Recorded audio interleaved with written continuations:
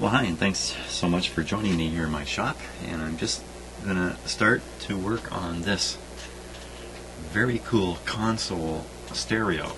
What's cool is the console, of course. When this is in its cabinet, it's one of these very large cabinets, has a record player, which I'll also be looking at shortly. But to start with, we're going to look at the actual radio here. Now, the cool thing is that this was built in East Germany. And I'm not sure when, late 60s, early 70s, I would guess. But I'm not sure. So we just take a look at the front panel here. Just spin it around here a little bit. Hey, why don't we use the other camera? We'll do a little bit of close-up stuff here. Okay. So, well, there's the name of it. Koronette Stereo. Look. Multiplex control. Isn't that interesting?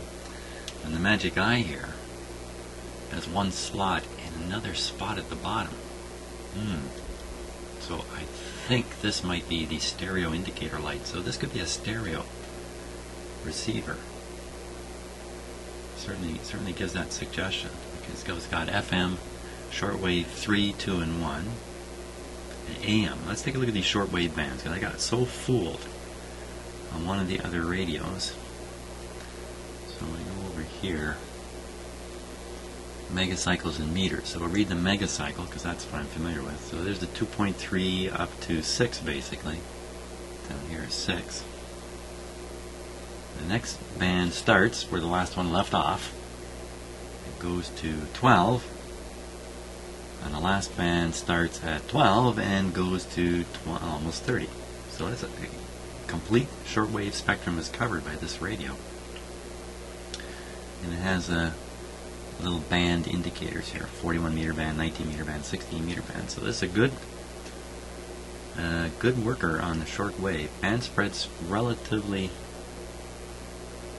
it's kind of, no, that's pretty good. 6, 6.2, 6.4. Oh, it's spread fairly well.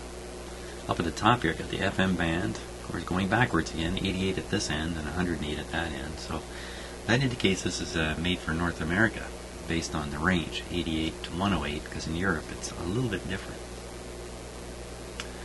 And there's something interesting right on the top there. Fisher Sonic. I didn't notice that before. Fisher. Wow, well, we'll have to look into this a little bit. Now, I have the complete schematic for this radio. I have the complete manual. It's 13 pages on this radio. So, looking back over here again, here's the controls. I don't have knobs on these. Actually, the knobs are still in my pocket. So, balance, bass, and treble, and then volume here,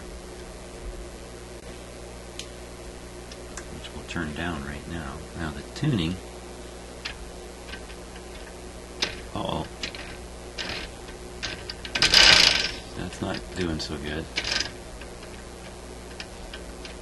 Okay, so there's the pointer. So the FM tuning is complete. The AM, I'm sure it's going to be a broken string. I think I already saw that. It's got all of its push buttons. None of them are broken. Just a little bit of dirt to clean off. And generally the front panel looks fantastic. There's no sign of damage on the print on the back of it. Beautiful. Great. And it has all its knobs. So this works. I've heard this work. So at the moment, the main problem with it is simply the tuning string. Strings. Man, if you've watched me work on strings, then for me, strings generally don't go well. Okay, so let's take a look at that kind of stuff here. So as I say, I've heard this set work. You can see how similar it is to all European radios. I'll get this into focus here. There's the bank of switches. and they built a lot of the circuitry right onto the switches using the switch mounting points in that. It's very, very common design. And we have output, amplifier, stuff like that, and IF coils. Wow. Oh my gosh, these are easy to turn. They're right. You can do it with your finger.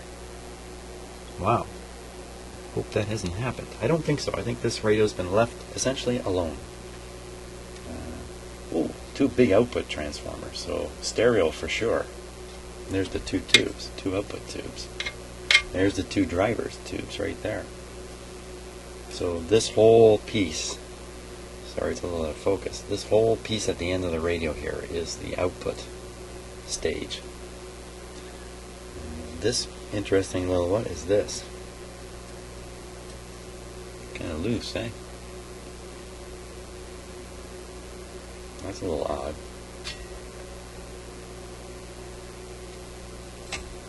Another piece down there that's kind of loose too. It's just not normal for a radio to have floating parts in it like this. Uh-oh, there's a pulley right there with no string on it. So there's the pointer for the FM. And okay, no string. There's a bunch more pulleys. No string, so that's the AM one. And here's, of course, the AM tuning capacitor and no string going to the thing. But what is this stuff?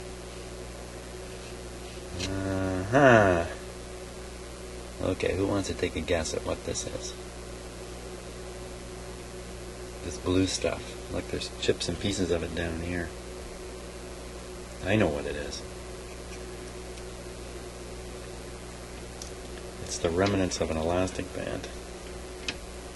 So somebody figured out that they could connect the knob here straight to the tuning, and at least the radio would work. You'd be able to tune it. It's just you'd have no dial pointer and you wouldn't know where you've tuned. So, great thing about this is I have the stringing diagram.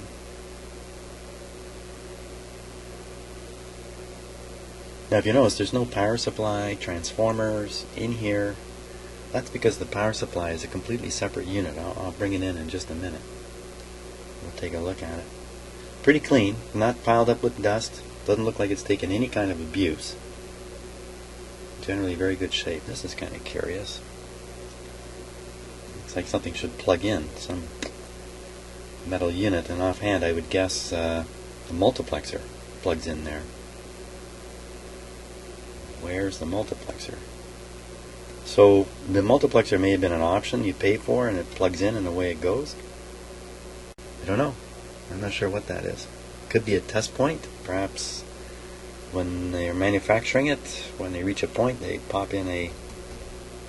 Doesn't look right because this frame around here really suggests that you're plugging in a little box with components in it. I'm sure that's the multiplexer. We'll find out because it'll be in the manual. It'll be in the manual. Got some outputs here, or outputs or inputs for tape deck, phono, and today your iPod, stuff like that. This is the power plug that goes to the power supply, which I'll be showing you in a moment. Yeah, what are these guys? These are the capacitors here, the rear end, bottom end of the capacitors. Got them sticking right out there where your hands can get on them. Yow. Very nice though. Let's take a peek inside. Underneath rather. Oh, well we're not going to see much here, are we? A big piece of wood. Oh, what was that? There's something rolling around in here.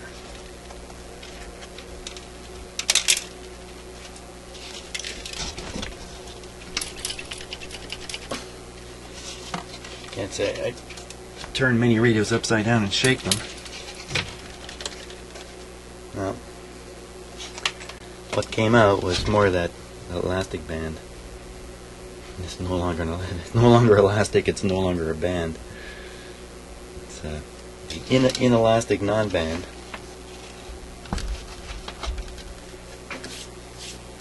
pretty good. Let me get the power supply. I'm not going to plug this in, but let's look over the power supply too. I'll bring it in.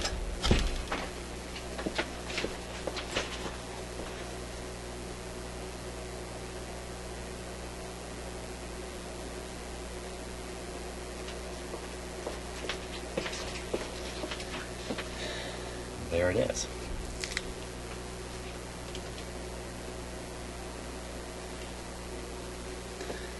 And here's the cord. It's got the AC power and all the high voltage output from the big transformer on this plug. And it's a rectifier tube. Pretty simple. A couple capacitors underneath. Is that what that is? I think those are capacitors.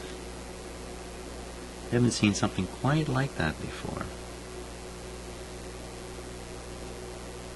FRDLYT. I don't know what that is. Ooh, fuse is not too good. Let's look at this a little closer.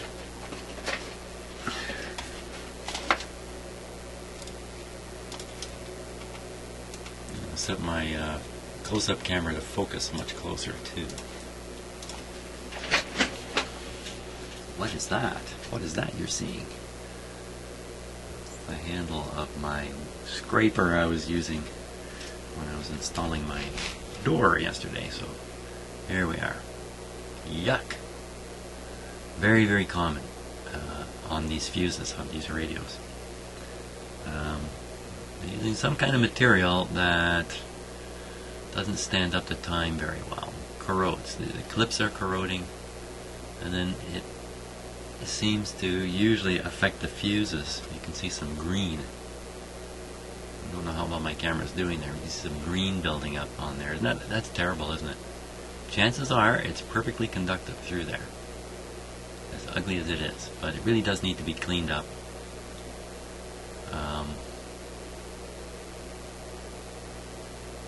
Somebody write on that one? No. It must be just the manufacturer's names. So like I said, I heard the radio work, so these fuses are actually good just the way they are. We'll get around to cleaning that up, because down the road that's got to cause problems. Yeah. You know what these weird...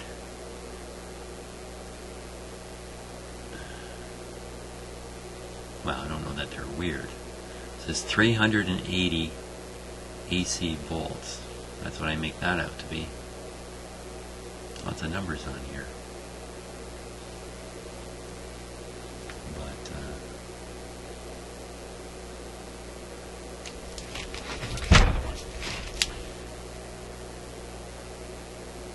5000X.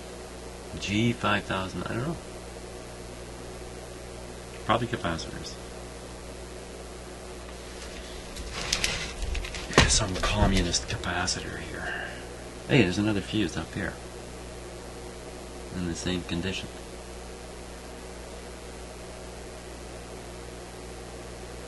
Almost looks like the element's burned out in there. Doesn't it? I think that's just optical illusions and spider webs maybe. So that's the power supply. Not much to it, eh? In the console, the power supply is located in a different section. That's why it has this incredibly long cable here. So the power supply is in one section of the console, the radio's in another, and of course the record player's in another. And the speakers are in their own sections, if you like. Well, I think that's the most we can do right now. I'm going to have to really look seriously at the string. I think really that might be my first thing. I mean, I don't have to prove that this works or anything because I already know that. So probably the first thing I should do is put the string on.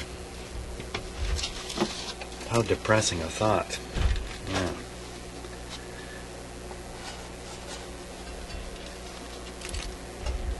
Strings, they don't get along well with me.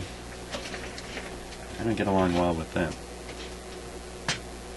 I have another radio that I was restringing. I have stopped and left it in favor of working on other radios. It's still waiting, and that's a stringing nightmare for me. I don't have a diagram, but this one I have the diagram, so we really shouldn't have too much trouble with it.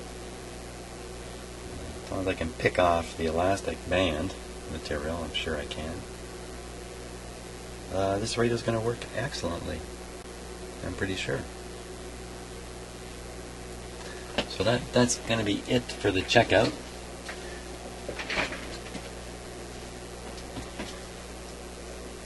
And I'm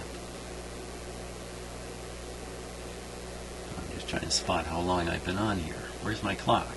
Huh. Oh, there we are, 15 minutes. So it's only been 15 minutes.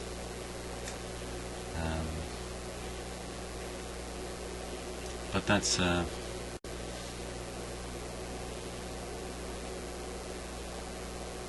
yeah, I'm not going to try turning it on. Turning this on involves setting up speakers for it.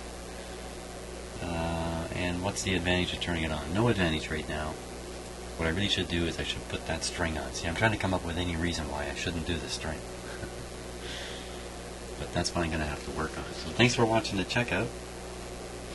I have to get up my nerve. And some string. We'll see you on the next video for this guy.